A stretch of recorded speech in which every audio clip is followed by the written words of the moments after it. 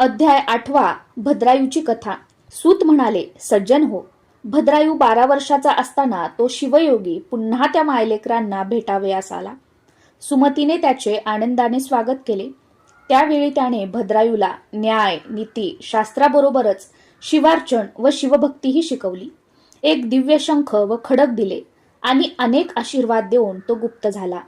पुढे पद्माकर राजाचा पुत्र सुनय व शिवयोग्याने दिलेली आयुधे यांच्या सहाय्याने भद्रायूने आपला पिता वज्रबाहूस त्याचा शत्रू हेमरथ याच्या तावडीतून सोडविले।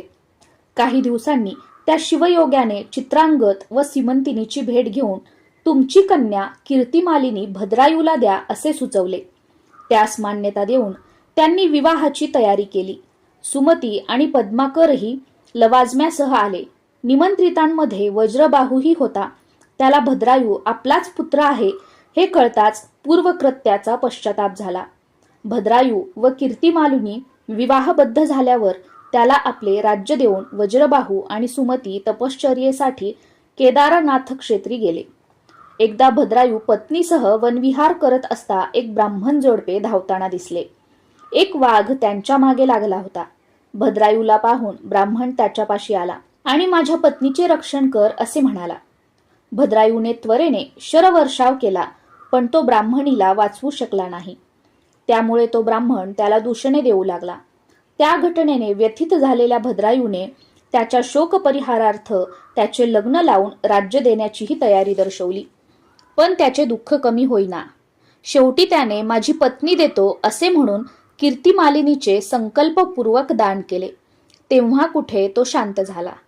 त्यानंतर या अपयशाबद्दल त्याने चिता पेटवून अग्नीत उडी घेतली। तेव्हा शिवपार्वतीने तेथे प्रकट होऊन त्याला हृदयाशी धरले आणि इष्टवर मागण्यास सांगितले। तेव्हा त्याने ब्राह्मणाची पत्नी आणून द्या अशी विनंती केली। ती उभयता हसली व तुझी परीक्षा घेण्यासाठीच आम्ही ती लीला केली होती असे सांगितले। त्यानंतर कीर्तिमालिनीला त्याच्या हवाली करून चित्रांगद, सीमंतिनी, वज्रबाहू, सुमती, पद्माकर यांच्यासह तुम्हा दोघांनाही माझे अक्षय पद प्राप्त होईल असे वरदान देऊन ते गुप्त झाले। भद्रायूने न्याय, नीती, धर्माने राज्य केले व अंती पत्नीसह शिवलोकी गेला। अध्याय 8 समाप्त। श्री सांब सदा शिवार्पणमस्तु। शुभम भवतु।